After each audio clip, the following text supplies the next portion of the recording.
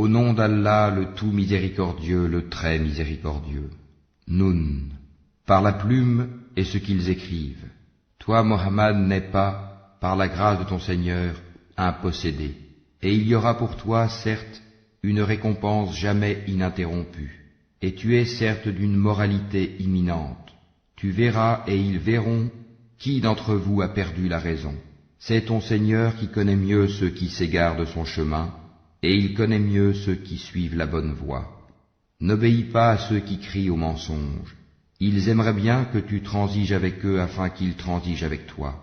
Et n'obéis à aucun grand jureur méprisable, grand diffamateur, grand colporteur de médisance, grand empêcheur du bien, transgresseur, grand pécheur, au cœur dur, et en plus de cela bâtard, même s'il est doté de richesses et de nombreux enfants.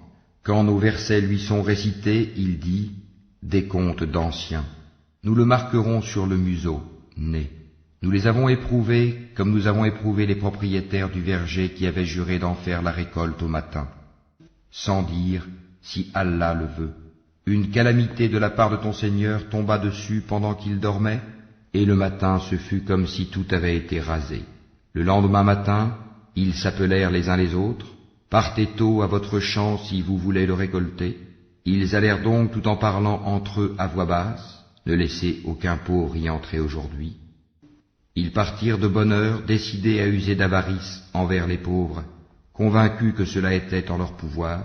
Puis quand ils le virent, le jardin, ils dirent, vraiment nous avons perdu notre chemin, ou plutôt nous sommes frustrés.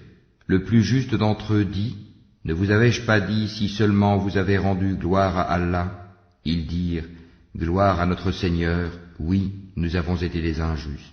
Puis ils s'adressèrent les uns aux autres, se faisant des reproches. Ils dirent, malheur à nous, nous avons été des rebelles. Nous souhaitons que notre Seigneur nous le remplace par quelque chose de meilleur. Nous désirons nous rapprocher de notre Seigneur.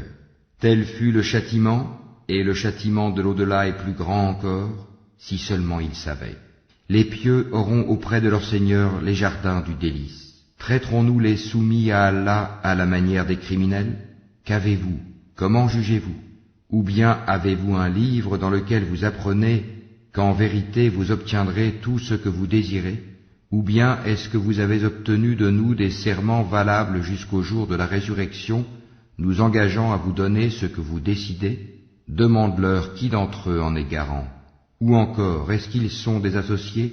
Eh bien qu'ils fassent venir leurs associés s'ils sont véridiques. Le jour où ils affronteront les horreurs du jugement et où ils seront appelés à la prosternation, mais ils ne le pourront pas. Leurs regards seront abaissés et l'avilissement les couvrira. Or ils étaient appelés à la prosternation au temps où ils étaient sains et saufs. Laisse-moi donc avec quiconque traite de mensonge ce discours, nous allons les mener graduellement par où ils ne savent pas. Et je leur accorde un délai, car mon stratagème est sûr.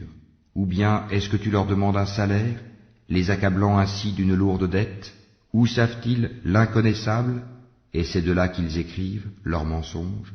Endure avec patience la sentence de ton Seigneur, et ne sois pas comme l'homme au poisson, Jonas, qui appela Allah dans sa grande angoisse. Si un bienfait de son Seigneur ne l'avait pas atteint, il aurait été rejeté, honni sur une terre déserte.